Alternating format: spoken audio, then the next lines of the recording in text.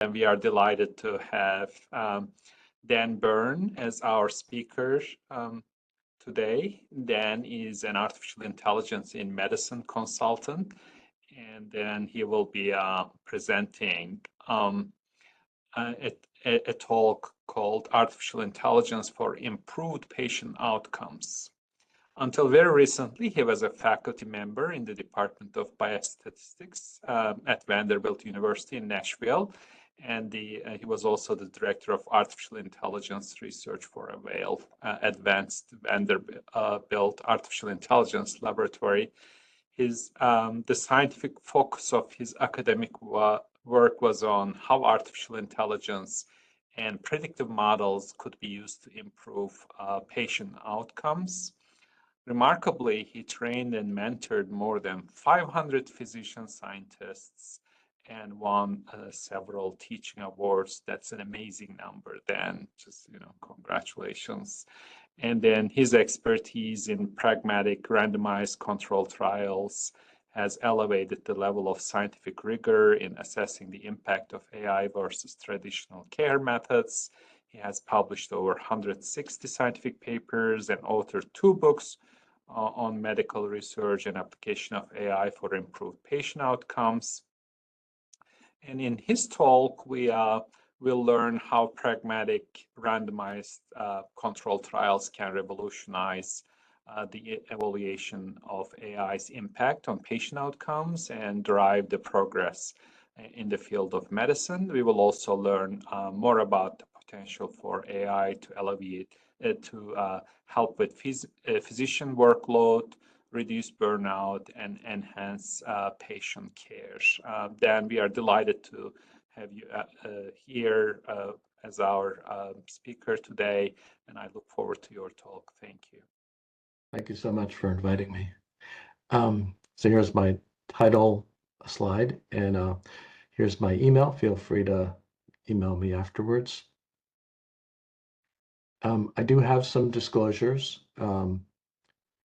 I have 2 books that I've published, and I also do AI consulting now.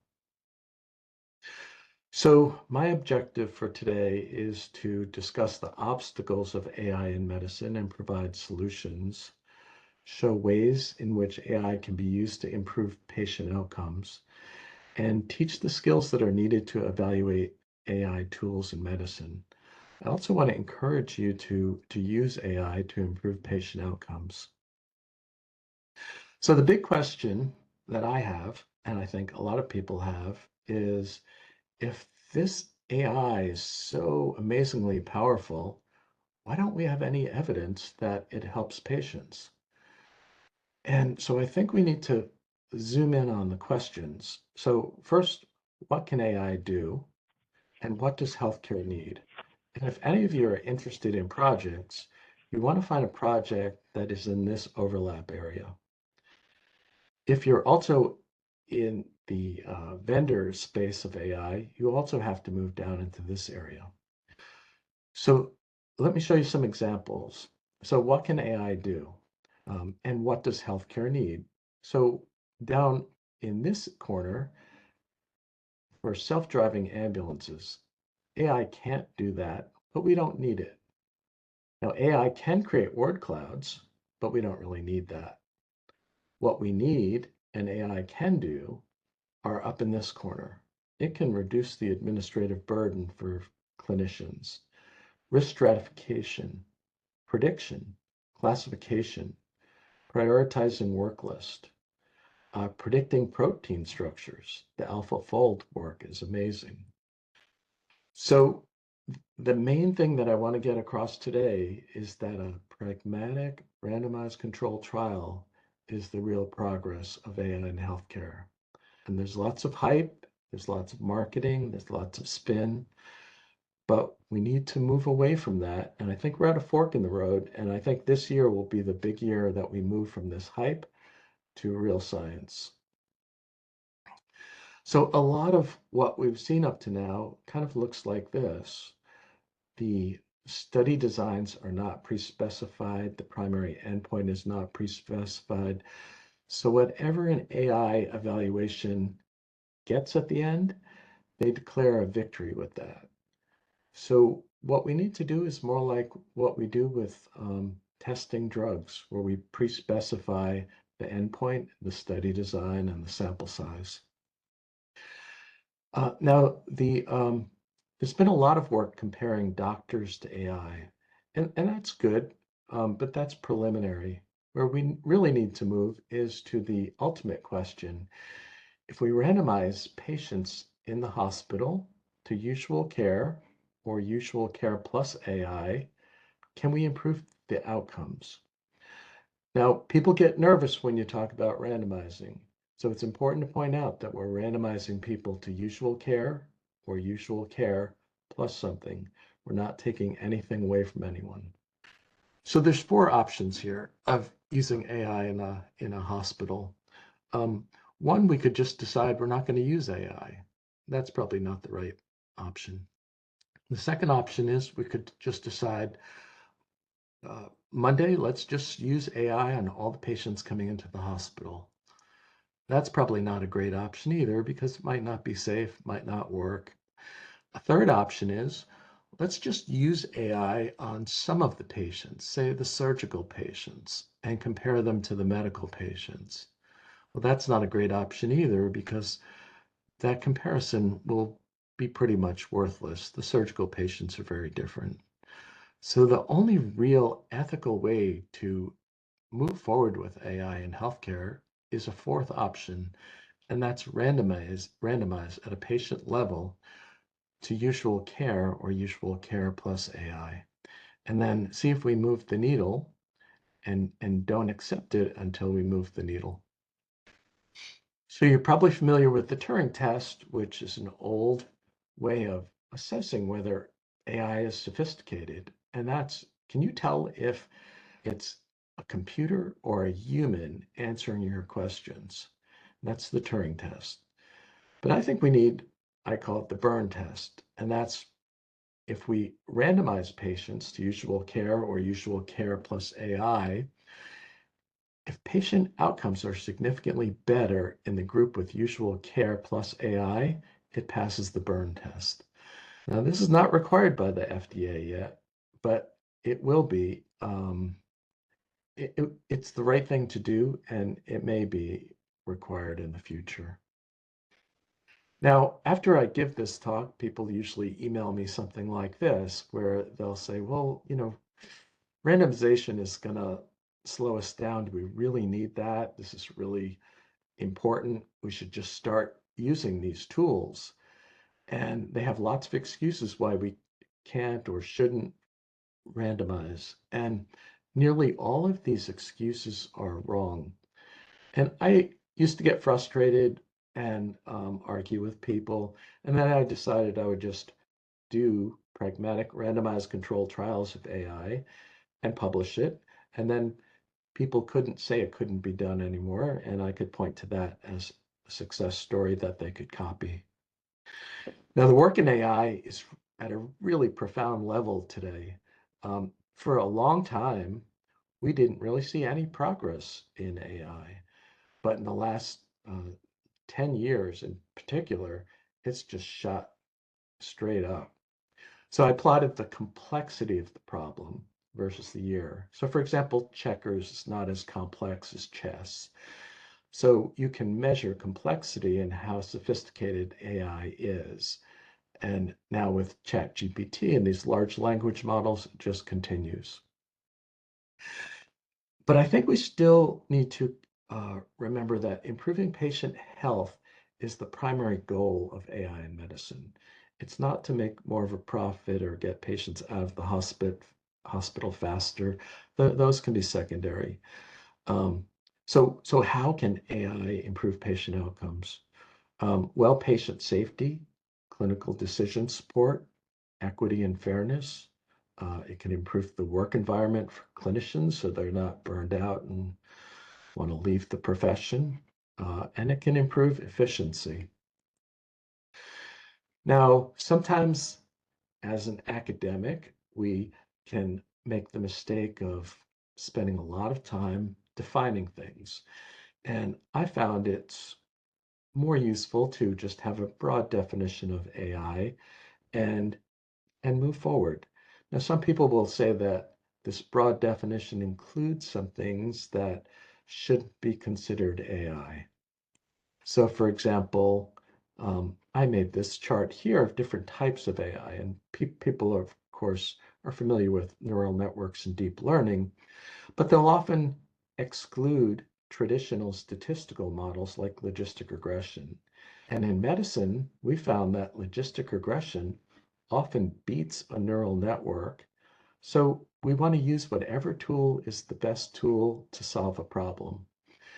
And often logistic predicts better than a neural network in medicine, and it's easier to encode that into Epic and then test it. And it's also easier for clinicians to understand it transparently. Now, there's lots of money being put into the industry here, but I think we need an academic industry synergy so that we do this the right way. And scientists must really take the lead in evaluating the effectiveness and impact of AI. Marketing and salespeople must limit their claims to what's scientifically valid and published. And only after the scientists conduct randomized control trials and test the impact of AI tools and publish it transparently should we trust any of these marketing teams. Now, there's wonderful people that work in healthcare, and a lot of my friends work in healthcare. And I'm not criticizing the people who work in healthcare, but our healthcare system is really not financially sustainable. And AI can't fix all of the problems in healthcare, but it can fix a surprisingly large number of them. And even this bottom one here, you may think, well, how is AI going to help with overdose deaths? Well, a colleague of mine developed a way after a C-section to use AI to predict the number of opioid pills to prescribe rather than just prescribing a large number. So, a new and modern approach is needed to successfully use AI to improve health outcomes. And I'll show you an example that I was part of, and I think is a great demonstration example. And we've published this, so you can read this paper by Shannon Walker. We developed a way to predict blood clots in the Children's Hospital at Vanderbilt. And we looked at over 100,000 patients, and then we took another 40,000, did a validation, and then we coded the model into Epic. And then we did something that is not usually done. We ran that model for a year, and 17,000 children were randomized to usual care or usual care plus this model to try to predict blood clots before they happen in children. Here's the model, and it is a logistic regression model. We tried neural networks and other more complex models, but they didn't work better and they would have been impossible for us to implement. So I'll just show you how simple it is to get a model, to build a model like this. And you can all learn in a couple of days how to build a logistic regression model. You create a spreadsheet of data, and one of your columns is blood clot or not. And then you look at predictors, and you can boil it down to the ones that are most important. So this is how important are these predictors. We boiled it down to 11. If the child had a central line, that was the most important. Thrombosis history next. And then there are others like lab data. See the RDW here? And these 11 are combined in a formula like this. And it may look complex, but it's not nearly as complex as a deep learning model. And then we we take each of the patient's values and we multiply it by a weight, and we add that up, put it in this formula, and then each patient gets a probability they'll develop a blood clot in their future hospital stay. And then we can sort all the patients so we know which patients are most likely to have a blood clot. And then we only do this for a random half of the patients. And then a hematologist rounds, and some patients already had the VTE prophylaxis to prevent the blood clot, but some were falling through the cracks. So she'd recommend that they get this medicine to prevent the blood clot because they have a 77% chance of getting it. And this is the logistic regression model, and you can see the weights here. This is all a very learnable skill and a valuable skill to learn. Now, we randomized 17,000 children, and we set this on autopilot. It didn't really cost much. We didn't have a grant. We didn't collect any extra data. We just took the data from the electronic health record.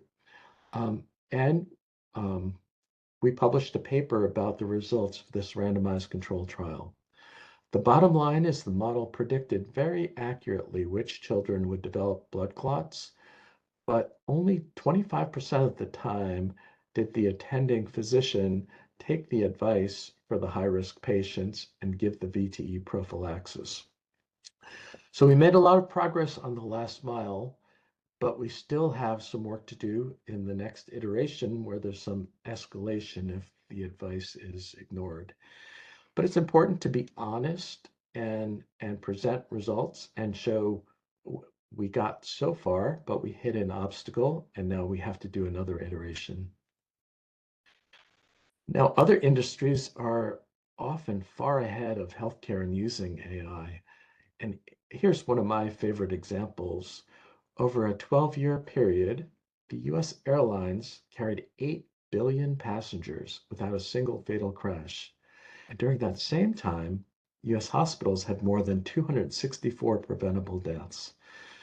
Now, a lot of people say, well, these are two completely different things. You can't compare them. But I think what we can do is we can see how did they use AI to make it safe, and could we learn from those? So improving health outcomes requires making better decisions under uncertainty and in an environment of information overload. And this is perfect for AI. So these decisions often require making predictions, and although AI does not create real intelligence, it does create a component of intelligence, and that's prediction. So the proper use of AI is as a clinical decision support tool, not clinical decision replacement. Some AI vendors fail because they try to have the AI replace the clinician, and that usually ends up in failure. So the basic idea in healthcare and in a hospital, you could imagine there's patients who are at risk of some complication, some are high risk, medium, low risk. And then we have resources to prevent those complications. But if we don't have a way to risk stratify, these resources can get wasted down here and we have poor outcomes. So the basic idea is we use AI in real time to create accurate risk stratification, and we take those same resources and focus them at the high risk. So risk stratification can be thought of in different ways. First, we have none. We treat everybody the same. Every child is at the same risk of a blood clot. We give them all the same BTE prophylaxis. That's not usually a good option. Next is we dichotomize. Some are high risk, some are low risk. Then we can give points. But the ultimate way is we give a probability of that outcome, and then we focus the limited resources based on the probability from 0 to 100%. So if you're not familiar with an area under the curve or an ROC curve, I'll get you oriented here because this is very simple and it's important. So we plot for a particular predictive model at various probabilities, these 1 minus sensitivity versus specificity. And if a model is perfect, it will touch this corner up here. It will have an AUC of 1. If a model is completely worthless, it has an AUC of 0.5. Now, if we have a dichotomous, we usually have a very low AUC. The points brings us up a little, but the continuous predictors helps give us more of an AUC here. So for example, suppose we're trying to predict type 2 diabetes from the body mass index. If we use the continuous body mass index, we do a pretty good job of predicting um, type 2 diabetes. It's not perfect, but it's pretty good.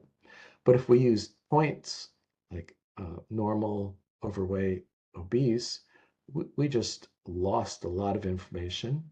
And if we dichotomize to obese or not, we just left all of this information on the table for no reason at all. And a lot of bad predictive models and AI tools dichotomize the predictor, and there's really no reason for it because you lose all of that beautiful information. So what I've been working on and proposing are pragmatic randomized controlled trials. And that's where we take people and randomize them to usual care or usual care with the AI tool. And then we look to see, did we actually improve outcomes? So this might be the percent of people who are readmitted to your hospital. And um, if we can see this, then we can declare a victory and turn off the randomization and help everybody.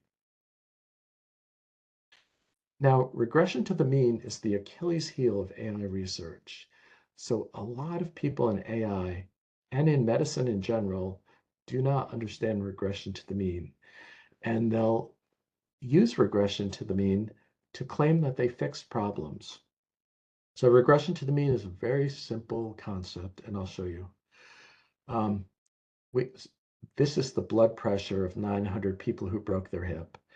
And an hour later, we measured their same blood pressure again. Now, nothing changed in between this time, and the overall blood pressure didn't change. But if we take the 10% that had the highest blood pressure here, and we look to see what happened to them an hour later, there's a huge clinically important drop in blood pressure, and it's statistically significant. If we take the bottom 10% and we don't do anything, we just check their blood pressure an hour later, it increased a clinically important and statistically significant amount. So we see this problem in healthcare all the time, where this could be the units in the hospital with the highest rate of patient falls. We try some bundle of things to prevent the falls. A few months later, we think we fixed it, but we didn't. And that same bundle of things to prevent falls could be used to increase falls. So this could be used for anything, and it will prove that it worked. And this is the reason that we need randomization. Very few people understand regression to the mean, and a lot of people are fooled because they don't understand that what they're really seeing is regression to the mean. So creating a good model is important, but right from day one of your project, you really need to focus on an unbiased way to assess internal and external validity and replicate your AI tool. And the best place to start is by learning the tripod guidelines.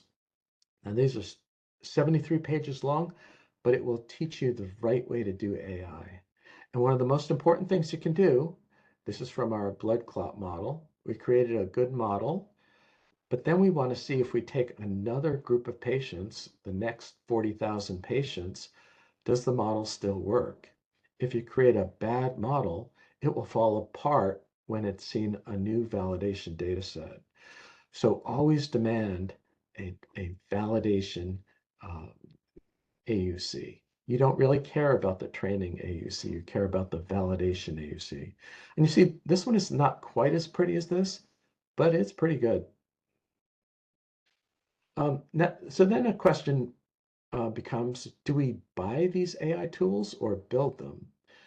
And um, you might think, well, there's already a sepsis predictive model in Epic. Let's just use it. It's used by 100,000 patients every day. Well, there was just a New England Journal of Medicine paper last week that showed that the Epic sepsis predictive model actually has an AUC that's below zero point 0.5. That means it's worse than flipping a coin. Now, it appeared to do a good job, but it predicted on patients who were already diagnosed with sepsis. And once those are excluded, it didn't really do a very good job. So another thing you have to watch for in the AI field, they call it label leakage, or people call it reverse causation. And that's when the predictors are actually part of the outcome. So if people develop sepsis, they're put on antibiotics. But in a large database, if people use antibiotics as a predictor, then they can build what looks like a really good model, but it's really not very useful. Another thing to demand when people try to present you with their AI tool is a calibration curve. And a calibration curve is very simple. It's what did you predict? What did the model predict? So if the model predicted a 40% risk of sepsis or a blood clot, what percent of patients actually had that? So this is the average of all the patients there. And you can see this calibration curve is very nice. It's right on the 45-degree line. But just like with the AUC, we don't really care about this one. We care about how it looks in the validation. So when we take a new set of data, another 40,000 patients, how's that calibration look? Not quite as pretty, but it's pretty good. Another way that people get scammed in the AI field is overall accuracy. And people will tell you that their model is 99.6% accurate. And then people say, well, let's spend $1 million and buy this.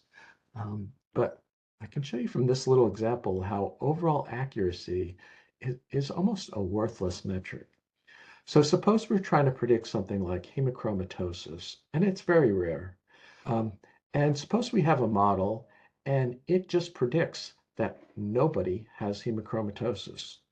So the model would be 99.6% accurate, even though it's completely worthless. It didn't predict anyone. But you could bamboozle 99.6% of the population by telling them the overall accuracy. Very few people will understand this problem. So we've seen amazing advances in the last year with ChatGPT and other large language models and their deep learning neural networks, which is so a simple neural network is just kind of like linear regression where we take age and RDW and sex, and we have a weight for each one. And then we have a hidden layer here, and that might capture some components like viscosity of the blood. And then we weight that, and it comes out here until we have an outcome. A deep learning neural network can have many, many hidden layers here. And that's been the key to the success of ChatGPT and these large language models, an enormous number of these hidden layers. This is called CART, classification and regression trees. And this is the blood clotting model that I showed you. And you can see the number of patients, 815 had a blood clot. It's pretty rare, 0.7%. And then we can see what's the best predictor, a central line. If they had a central line, 6% had a blood clot versus 0.4%. Well, what if they also had thrombosis history? Well, then it jumps up to 42% of those people had a blood clot. So these are, CART is a nice or recursive partitioning. This is a nice way to demonstrate and make it transparent how a model can work. It's not a great way to build a model, but it's a simple way to explore and also communicate how a model works. So vaporware is something that you create, but you haven't finished the back end of it. It just gives a vision for people of the future. And this is my vaporware of what I think in the future doctors will see when they open up their electronic health record. They'll see something like this. That patient already has diabetes and high cholesterol diagnosed, but they're likely to have an undiagnosed condition, 92% chance of hemochromatosis. So we need to do the genetic testing to see if that's real. And then we can also see over the next 10 years, what are the things to focus on preventing for this patient? And there's some things down here we probably don't need to focus on for that patient. So every patient will have a probability, a series of probabilities like this that are just automated. Right now, our electronic health record has all this information in it. We just don't put it together in a useful way. Now, some people will say, I don't need your predictive model. I can tell who's going to be readmitted to the hospital. I've been doing this a long time. So they did an experiment and they tested whether humans could predict hospital readmissions. And they actually didn't do much better than flipping a coin. And most hospitals give the job to this group that does worse than flipping a coin. So a predictive model for readmission would look like this. It's not perfect, but it's better than what humans can do. So Daniel Kahneman won the Nobel Prize for studying how humans are very confident in their prediction, but not very accurate. And if you're looking for a good book, his book, Thinking Fast and Slow, is excellent. Now, as I showed you with the blood clot project, we're not going to fix patient outcomes with the first iteration. So what we need are adaptive platform trials where we try something, and if that doesn't work, we nimbly drop an arm and add a new arm. And we don't wait 5 years and get another grant. We just move right on to the next intervention. AI tools can be used to reduce waste. So for example, we could screen everybody for type 2 diabetes, but we could also just use simple information and compute probability that a patient has undiagnosed type 2 diabetes, and then have a little pop-up for the physician to make it easy to order like this. Now, there's nothing wrong with us also testing this in a randomized control trial for half the patients, and we can be upfront and honest about it, get IRB approval, and we test that this is safe. Maybe this is going to cause some problems. Maybe it's not going to work at all. So we need to know when we move the needle there. AI tools can be used to prevent complications before they happen.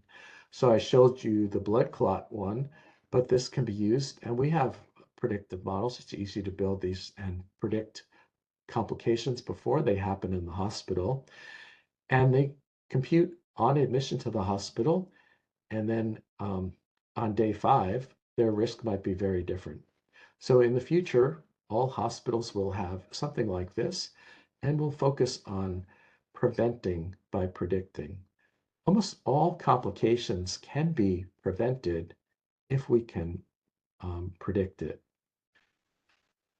Another concept that's really pretty simple, but I'm surprised how few people really apply it in their work, and that's understanding the difference between signal and noise. So the percent of patients falling in the hospital could be increasing like this. So the signal is patient falls are increasing. But if we have just a small window, it could look like we fixed the problem. So this is the noise, and we need to focus on long-term signal. Now, not all predictors are the same. So some predictors that we could put in an AI model are really free. We just ask, how old are you? How tall are you? And we can get these. Others are really high cost and experimental biomarkers. Um, some are almost free, some are low cost, some are high cost. But this is important because if we can use these predictors instead of these predictors, these are the ones we want to start with. You want to start from the left and then move to the right. You don't want to start over here and then see, well, so for example, type 2 diabetes is associated with some genetic information, but the body mass index is the best predictor of type 2 diabetes. And once you know that, the genetics don't improve on it. So how could these predictive models help people who are not even in the hospital? Um, well, we could have it as part of an employee wellness program or a patient wellness program. And then there are some things that people cannot control. They can control long term, they can control on a daily basis. And we could say, well, this is what you're doing now. And this is what's going to happen to you if you keep doing that. But if you're willing to exercise a little more and change your high fat diet, get the results there. Now, during the pandemic, we built a few predictive models to see who needed to be tested because early on there weren't enough tests.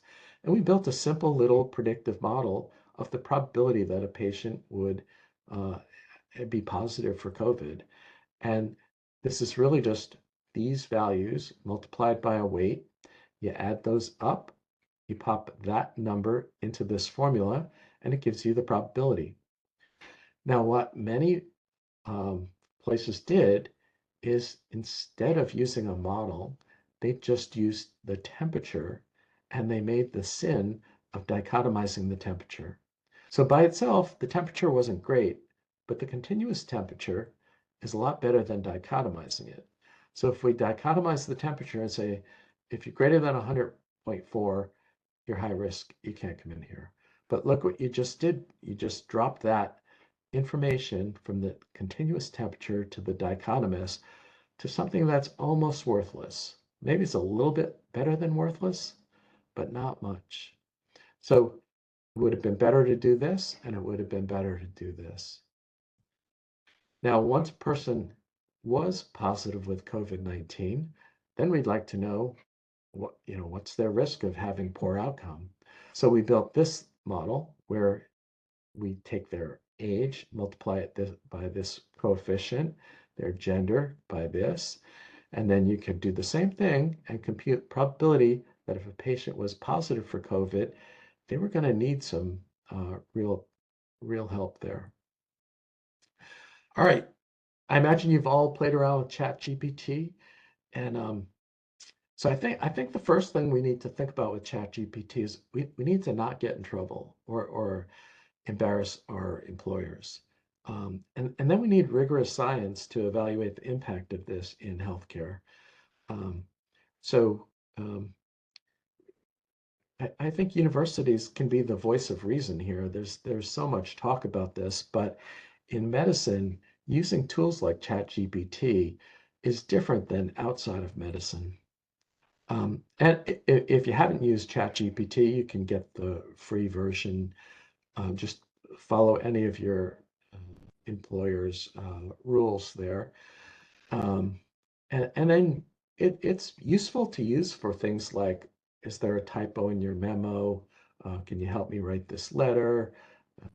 It can be useful for coding, but I don't think it's ready for prime time with patient decision making. And so my evaluation is bimodal. I'm really impressed with the power, but I'm concerned that it fabricates information. It also doesn't have the latest information. Now, outside of medicine, most people don't understand what you understand, and that's that half the medical literature is wrong. And you can pick most topics, and you could ask, does daily bathing with chlorhexidine prevent infections? And half the papers will say yes, and half will say no. So you know that half the literature on that topic is wrong. And before these large language models can be used to help in medicine, they need to critically interpret the literature just like we would. So we would look at, well, what's the impact factor of that journal? When was it published? Was it in RCT? How big was the study? So ChatGPT and large language models don't currently critically interpret the literature, so they just summarize what's right and what's wrong. In the future, and maybe this will be a project for one of you, getting it to critically interpret the literature by taking these factors into account should help. Now, people often talk about bias and fairness with AI, and that's very important. Um, but AI can actually reduce bias and improve fairness. So clearly, there are some things in our healthcare system that are not perfect. But if an AI tool computes the probability of a complication, it's pure math. Now, we do need to make sure that we're not perpetuating biases from the past. But that's where the pragmatic RCT comes in because we want to make sure that we're actually improving outcomes, not only overall, but for important subgroups of patients and make sure no subgroup of patients is treated unfairly. Now, people will often ask, yes or no, should we buy this AI tool from this vendor for $1 million? And I say that's the wrong question. It should be no or yes for a random half of the patients for the first year. And if all the claims that these salespeople tell us are true, then we'll pay for it. So we've developed a way to evaluate AI, and I've looked at the typical approach, and I made this little table to try to show that what we're doing is not that different or outrageous, but most people don't do an external validation of their model. Most don't do a pragmatic trial. They don't pre-specify the primary endpoint. So when they write up the paper, if they write up the paper, they can pick any subgroup or endpoint and declare a victory. They don't register it with clinical trials, so it's not pre-specified. They're not usually transparent. Oh, this is a proprietary black box model. We can't tell you what's in it. Um, and so all of these factors here are the key to doing this the right way. In my book, I made a big mistake. So I published this book on artificial intelligence, and I made a big mistake. I forgot to put Principle 21 in there. And as my way of getting out of that mistake, I decided I'd tell people, you create your own Principle 21. Whatever I forgot to tell you today, make that your Principle 21. And send me an email and tell me what it should be. All right, I probably gave you too much information here, so let me boil it down to 10 things. Uh, this is hard. So you have to be realistic about how hard it will be to integrate AI in healthcare. Healthcare is resistant to change, so you just have to be realistic. Address the concerns about using AI in healthcare. This is not like using it in other fields. The teamwork is so important here, and you have to work with people who don't normally work together or even like one another. You have to help people become comfortable with randomization. A lot of the people are not used to randomizing, and they'll view randomization as something that researchers should be doing somewhere else. Um, Focus on improving health outcomes that are important to patients. We really need to change the financial and career promotion incentives so they're aligned with what we want. So, for example, there's over 100 predictive models published of hospital readmissions, 100 papers published of different models. Not a single one has been used to improve hospital readmissions. The incentives are all wrong. The incentive is just publish a paper and walk away. You have to keep an open mind to the various AI techniques and don't just fall in love with one. We have to raise the standard for rigorous evaluations. These really need good project managers. Otherwise, there's just brownie in motion. And I think physician scientists have to be leading these projects. Too many of these projects are led by people who are not the clinicians, and and then it's imposed on clinicians and it doesn't work. So I'm very optimistic that AI can be used to improve patient outcomes if we follow these principles and move forward with rigorous science. The previous approaches have failed because we failed to use these principles. And hopefully you've learned some skills here so that you won't be bamboozled by hype and weak evaluations. These skills can really benefit your career, and they can help you with papers, grants, um, your impact factor, promotions, and working at the center of this really exciting field. So I want to thank the people that helped me with this, my publisher and my Vanderbilt team there. And I'll leave you with a joke. Before we work on artificial intelligence, why don't we do something about natural stupidity? So I stole that joke. And feel free to email me if you have any questions. And this is fantastic. Thank you very much. This was a really, really informative talk, and I really enjoyed it. There are several people, so I want to clap on their behalf, and then and some of them are virtually clapping, as you may see on your screen. They really liked it. We already have a few questions in the chat, so I want to raise those questions. And if the others have any other questions, please either raise your virtual hand, or and then find a way to speak up, or put your other questions in the chat.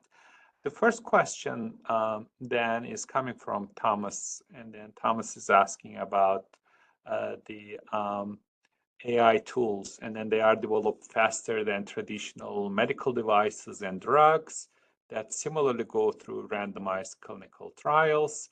How can we scale or speed up randomized clinical trials to meet the scale and or speed of development of clinical AI tools? Great question. This is what I've learned. We could export a data set to create one of these great models in one day. We could build a model in one day. I mean, it would be a busy day, but if you gave me a good data set, I could build the model in one day. We have programmers who can program it into Epic in one day. So in 3 days, we can export the data, build a model, code it into Epic. Then, if you randomize everybody in the hospital, usually within a year, maybe 2 years, you will know if you've actually got something that's safe and effective. And these pragmatic trials can run on autopilot, so you don't have to wait to get a grant. Uh, and um, uh, and my view is that that's the fastest way that we do this. You know, people push back on that and say, well, and vendors will sometimes say, your randomization is going to slow things down. But I think the FDA has taught us with drugs that randomization speeds things up. Skipping the randomization um, always slows things down. Yes, just sometimes can speed up things, but there are things that we can speed up. There are other things we cannot. We cannot. Just I used to get anxious when we were working on projects, and then ask for more resources, and they would say, well, just you cannot have 9 pregnant women in a room and then expect them to deliver in a month. It will still take 9 months. um, Jamie is asking about the grants, and she says, I'm wondering if you can talk about strategy for grant aims for AI prediction models. Do you recommend having model development, validation, and randomization to standard versus standard plus AI in the same grant? Or should the model already be developed before applying for a grant focused on randomization, evaluating clinical utility? And how would you structure the aims while trying to avoid one aim being dependent on the others, if at all? Yeah, so that's a great question. So for the clot model, I don't know if I told you, but I'm really proud of the clot name for that trial. It's Children's Likelihood of Thrombosis. Uh, Took me a whole day to figure that. All right. So anyway, for that one, we did not have a grant, but we didn't need it because it didn't really cost us anything. But then we decided to move that predicting blood clot idea into the adult hospital. So for that one, Ben French and our team worked together, and we got a nice R01 to basically replicate that in the adult hospital. But for grantsmanship purposes, we did create the model, um, and we validated it, and we put it in the EHR. So we wanted to show that we were not completely naive and starting with a blank sheet of paper. So I think it does help to obviously do as much as you can and have preliminary data that's solid because you beat the competition of people submitting grants who are just saying, we'd like to do this work and we haven't even started. Mhm. Here's one other grantsmanship tip I learned. On one side of the table are statisticians who like logistic regression. On the other side are AI machine learning people who want some machine learning method. Now, if you say in your grant you're going to do either of those, you get slammed by the other side.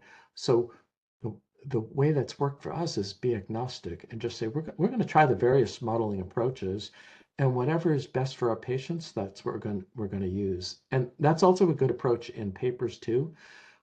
If you build a model with a neural network, check how does it work with logistic. Check 4 or 5 different modeling approaches and show that you're agnostic and you're really just interested in what's best for the patient. That's very good. And another thing I want to tell Jamie and others who are wondering about similar questions is that Center for Artificial Intelligence Research is created exactly for this purpose. So we can be your trusted partner, and then we can work with you while you're developing your grant strategies, and then we can help and support you in those activities. So I encourage everybody on this um, uh, in this audience to stay in touch with us. And if you have any grant related questions, we will help and support you in your strategizing. And then we can be those people on the other side of the table that Dan is talking about. So we have those people. And then if necessary, we can also bring other people like Dan to the table, and then we can help and work with you and then collaborate with you. Oz is asking you about software as medical devices. To bring in software as medical device, he says that it requires clinical studies such as testing on at least 3 independent cohorts in the true use environment. Do such things exist to embed an AI-based algorithm into a EHR?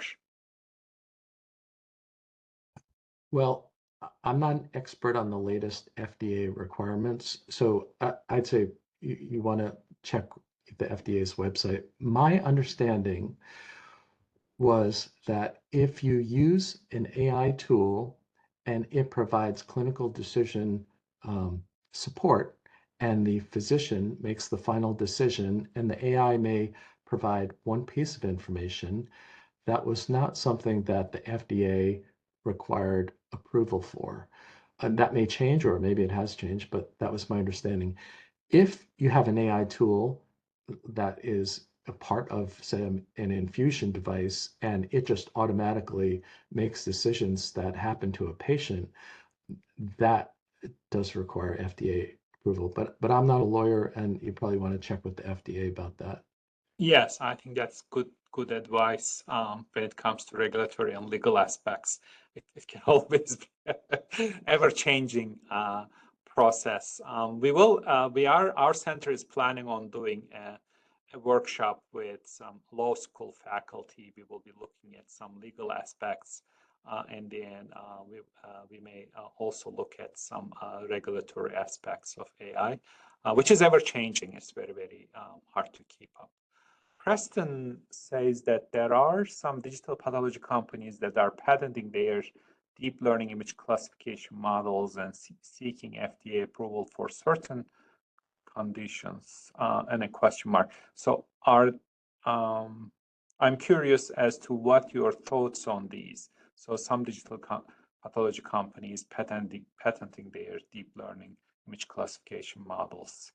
What are your thoughts on those?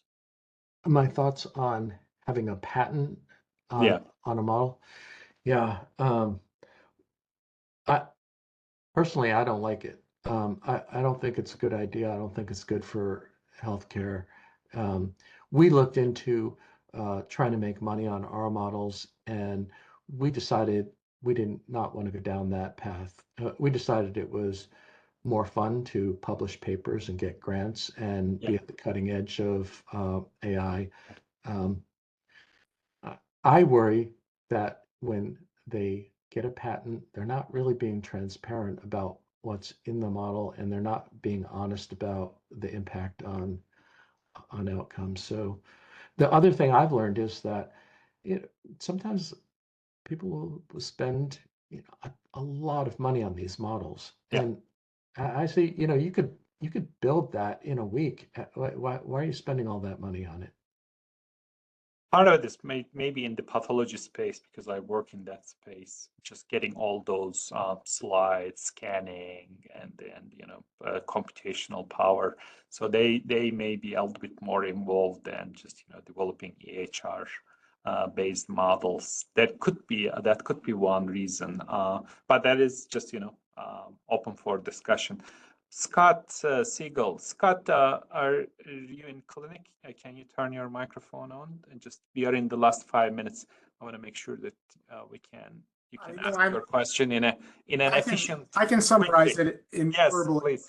Thank you so much, Dr. Byrne, for your talk. I appreciated it very much.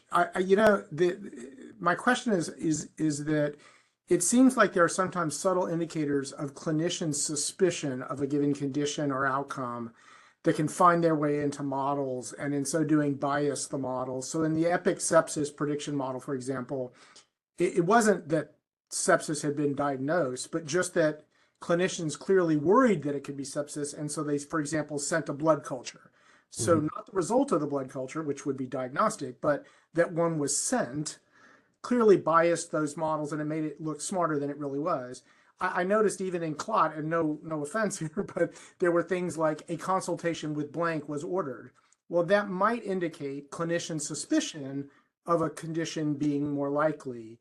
And it seems like those are pretty subtle. How would you go about making sure those sort of subtle indicators of clinician suspicion don't bias our models?